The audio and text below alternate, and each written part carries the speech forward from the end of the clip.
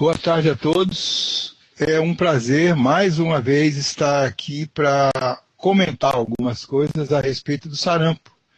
Doença antiga, mas algum tipo de novidade a respeito do sarampo. Não tão novidade, porque não é desse ano que a gente fala de importação de sarampo. Como nós vamos mostrar no decorrer dessa palestra, nós vamos ver que a importação do sarampo começou logo depois que o Brasil conseguiu eliminar a circulação viral do vírus do sarampo do Brasil, em 2000, no ano 2000, e a partir daí nós tivemos simplesmente eventuais entradas, que a gente chama de sarampo de importação.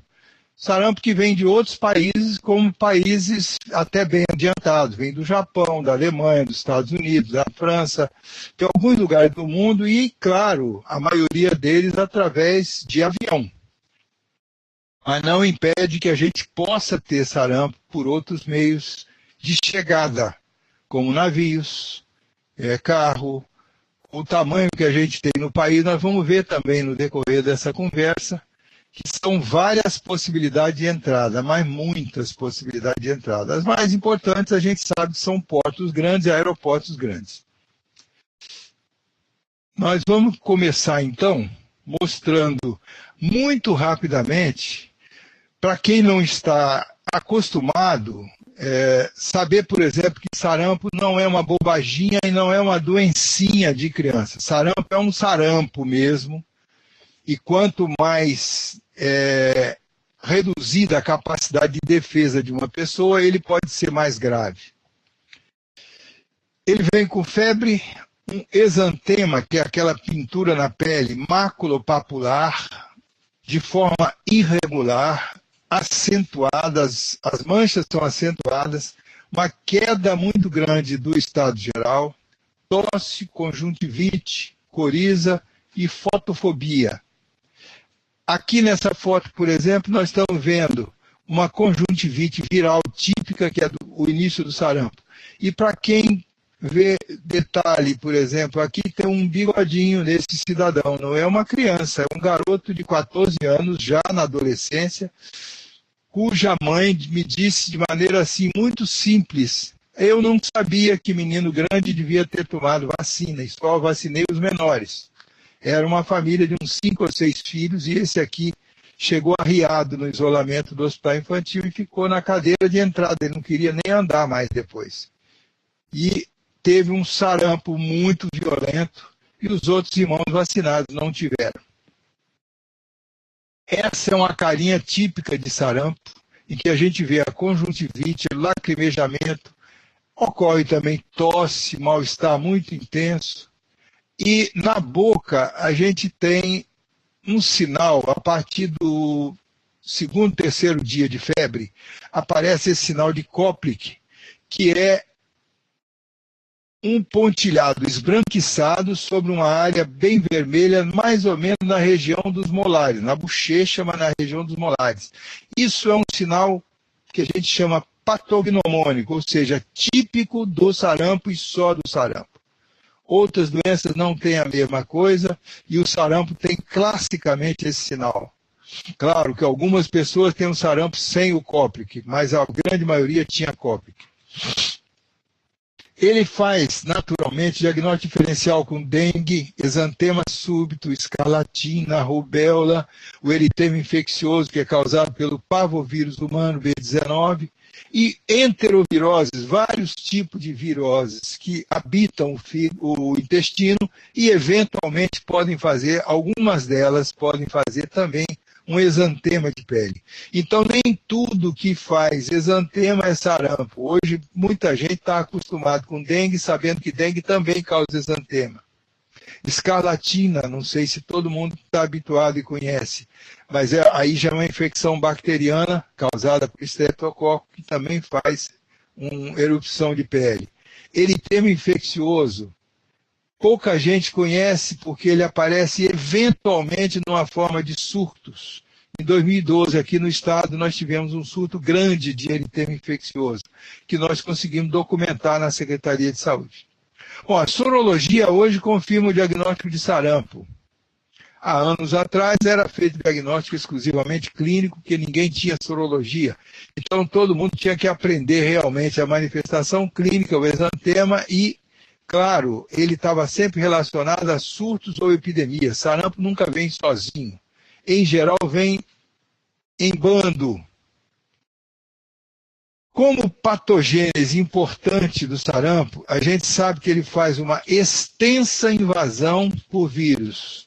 Na verdade, houve uma publicação, uma época, o vírus do sarampo invade tanto que em todos os lugares do corpo que foi pesquisado se encontrou vírus de sarampo. Ele produz uma redução muito intensa da imunidade celular e humoral, permitindo então que essa pessoa que tem sarampo passe a ter uma queda da imunidade e, consequentemente, infecções importantes a partir daí. Olha, deixa eu voltar onde eu estava. Na patogênese, então, o sarampo promove uma extensa invasão viral, agredindo pele, mucosas, e como ele faz uma redução muito intensa da imunidade celular e humoral, ou seja, toda a imunidade da gente fica comprometida. A primeira parte de defesa que um corpo humano tem é a pele. E se o sarampo agride pele e mucosa, reduz a imunidade celular e reduz a imunidade humoral, passa a promover, a mostrar também sinais de infecção, furúnculos e infecções diversas pela pele. Promove uma diarreia muito intensa com perda proteica muito grande. Então imaginem vocês, sarampo numa criança ou pessoa desnutrida. E isso era o que era comum, que nós, quando começamos a trabalhar com sarampo, na década ainda de 60, 70, até a vacinação e terminar o país, nós vimos sarampo sempre, com frequência.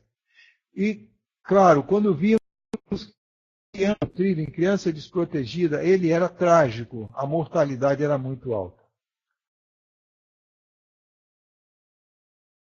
A gente fala em sarampo de importação, para vocês no início, porque ele hoje, depois do ano 2000, se viu livre da circulação viral por conta de vacinações frequentes e mantida a cobertura adequada, com homogeneidade, ou seja, todos os municípios tendo uma boa cobertura vacinal, que deve alcançar 95% para ser efetiva.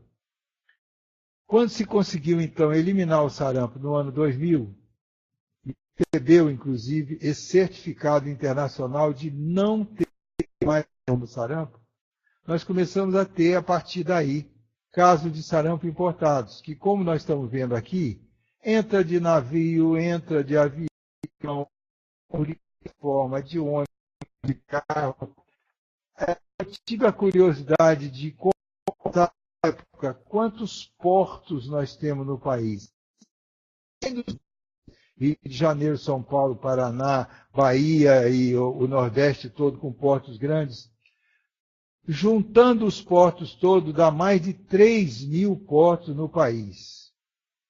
Seja na região de mar, seja na região de rios, etc., na outra parte do país que se limita com o restante. Então, é muito difícil alguém dizer que controla fronteira nesse país. É impossível, por exemplo, pegar alguém que tenha saído da Europa, fez um voo de algumas horas, entrou no Brasil, estava passando muito bem, passou a ter uma febre, começando sarampo e ainda sem o exantema. É praticamente impossível alguém querer um controle total dessa situação. Então nós temos e provavelmente vamos ter sempre alguns casos de sarampo importado. Estados Unidos, por exemplo, até o ano 2010, teve mais ou menos uma média de 63 casos de sarampo por ano. E destes, 91% não vacinados, ou por motivo religioso ou filosófico, sendo que quase 80% menores de 20 anos. Mas isso quer dizer que alguns eram maiores de 20 anos e a gente vê hoje sarampo, não também em adulto. Olha a procedência dos casos de sarampo. Alemanha, Áustria, Austrália, Bélgica, Canadá, China, Dinamarca, Espanha, Filipinas, Índia, Iraque, Israel, Itália, Nigéria, Noruega, Paquistão, o Reino Unido todo, Rússia e Suíça. Ou seja, a região mais adiantada do mundo hoje tem sarampo. E tem sarampo porque passa por lá, mas tem sarampo em alguns lugares porque uma boa parte da população se nega a fazer. Não porque não exista ou porque tem algum problema com ter a vacina. Mas, por exemplo, na França já chegamos a computar cerca de 20, quase 25% da população que simplesmente acha que não deve aplicar para os filhos. Isso gera uma discussão que não é para hoje, não é para agora, mas imaginem que tipo de discussão isso pode gerar. Está aqui como um parêntese, quando se fala a vacinação é obrigatória em tal país, em tal cidade, em tal lugar. Não existe o termo obrigatório na acepção, porque ninguém consegue entender se alguém disser não vai se vacinar ou não vai vacinar o filho, qual é a sanção essa pessoa. Ninguém tem o direito de obrigar de maneira tão categórica alguém a fazer isso. Então é possível que a gente tenha, por motivo filosófico, às vezes motivo religioso, e ninguém tem como alterar essa situação. Esse movimento, infelizmente, está crescendo no mundo e está crescendo no mundo civilizado. Por isso nós estamos vendo essas situações aqui, praticamente todos, ou quase todos, civilizados. O movimento anti-vacinação, então, é o responsável por isso de sarampo, hoje de coqueluche, de cachumba, vacina, que elas estão acontecendo totalmente por conta dessa vacinação de maneira espontânea, de maneira pessoal, não é por conta de falta de vacina. Aqui um outro dado só para relatar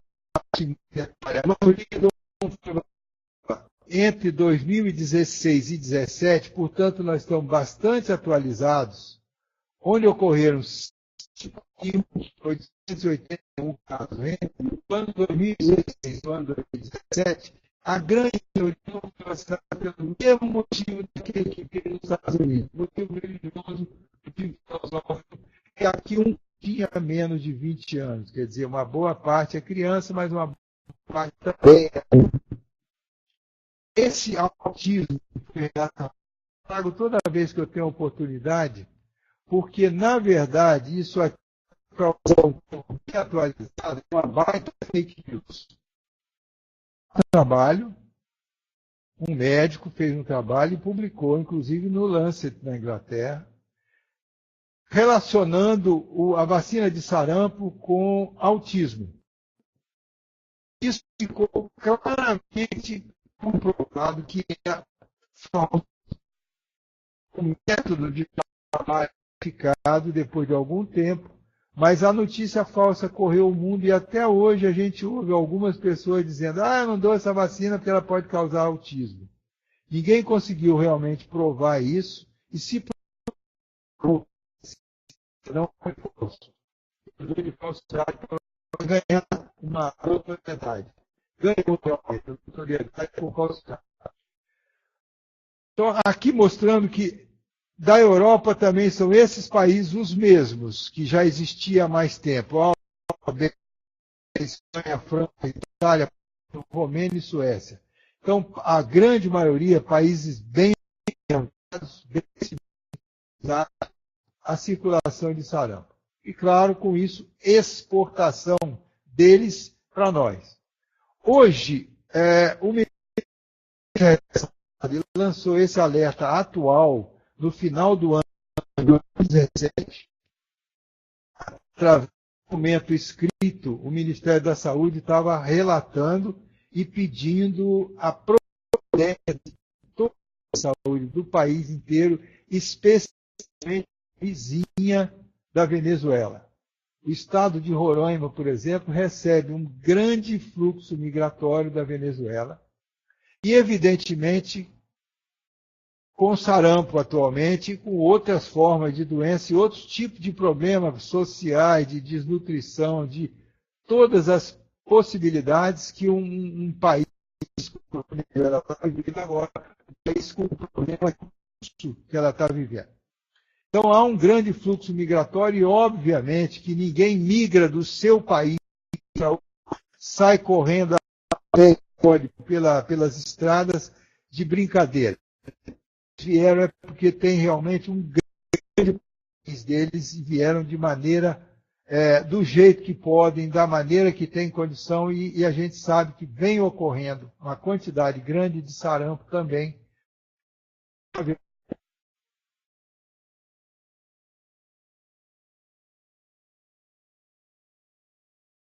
Só para dar alguns exemplos, do ano 2005 a 2011, portanto, o problema da sarampo, eu insisto, não é novo, ele vem de muito tempo, só que agora vem aumentando de maneira muito intensa e muito importante. 2005, em Santa Catarina, 5 casos, um desportista vindo das ilhas, menino japonês em São Paulo. 2006, 2007, dezenas de casos ocorriam na Venezuela, a gente sabia. Um turista alemão que chegou na Bahia e daí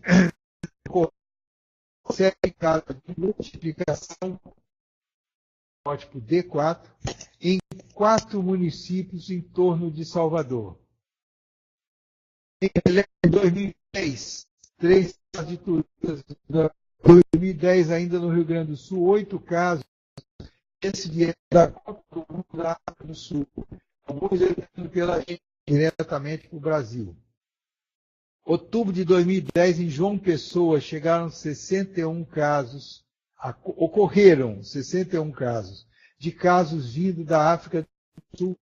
E aí, ocorreu um avanço um pouco maior. Em 2011, ainda um caso nos Estados Unidos.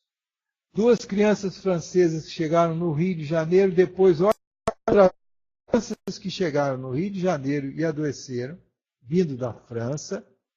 Eles viajaram, ficaram no Rio de Janeiro, viajaram a Porto Alegre, a Porto Seguro, na Bahia, fazendo escala em Vitória, no Espírito Santo, e chegando em Belo Horizonte. Então vocês veem que somente 2 crianças, onde elas andaram. É facílimo pegar um avião e sair em qualquer lugar. Então eu volto aqui, sarampo no Brasil, de 2010 a 2014.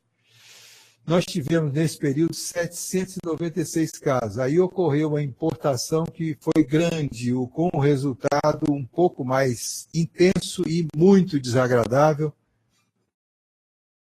Nós vamos mostrar para vocês aqui agora mesmo. De 2012, praticamente não tinha, 2013 tinha uma quantidade de casos, e em 2014, mais de 400 casos. Isso ocorreu numa entrada através de Pernambuco, depois na Paraíba e depois no Ceará. Vejam quantos casos ocorreram no Ceará, 432 casos.